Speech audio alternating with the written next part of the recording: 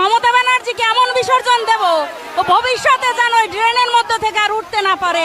ওকে গঙ্গায় বিসর্জন আমরা দেব না, ওকে এমন জায়গায় বিসর্জন দিতে হবে ও যেন নিঃশ্বাস নিতে না পারে, ও যেন একদম অন্ধকারের মহাতলে তলিয়ে যেতে পারে।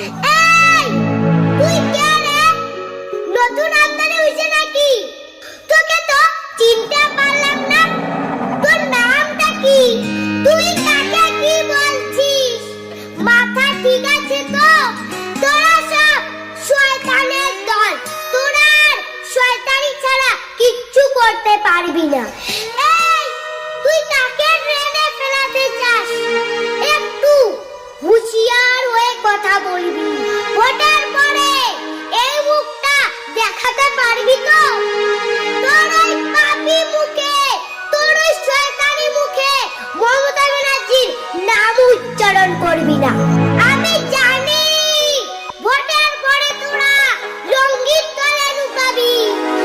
একটা কথা মনে রাখিস, মমতা ব্যানার্জিকে কোনোদিন কিন্তু গালাগালি করবি না, মমতা ব্যানার্জিকে কখনো খারাপ বলবি না, নইলে কিন্তু তোর খবর আছে।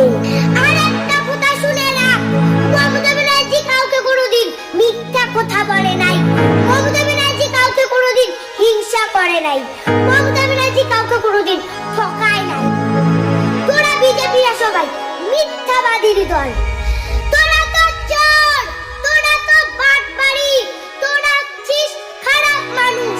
তোরা হিন্দু মুসলমানের দিয়ে দাঙ্গা লাগাইতে চাস। এইটা দেশ তোর বাপের দেশ না, এইটা হিন্দু মুসলমান সবারই দেশ। এটা কারো একাও নয়, কারো নিজেরও নয়, এটা সবারই দেশ। এই মহিলা, তুই কাকে বিসর্জন দিতে চাস? তুই বিসর্জন হয়ে যাবি।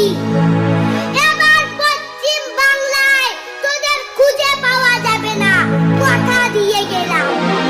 ওইখানে তুই ডুবে মরবি চিরকালের জন্য। মমতা ব্যানার্জি কোনোদিন মিথ্যা কথা বলে নাই, মমতা ব্যানার্জি যাই মুখে বলে তাই করে। তোরা বিজেপিরা সব মিথ্যাবাদীর দল, তোদের কথার কোনো মূল্য নাই।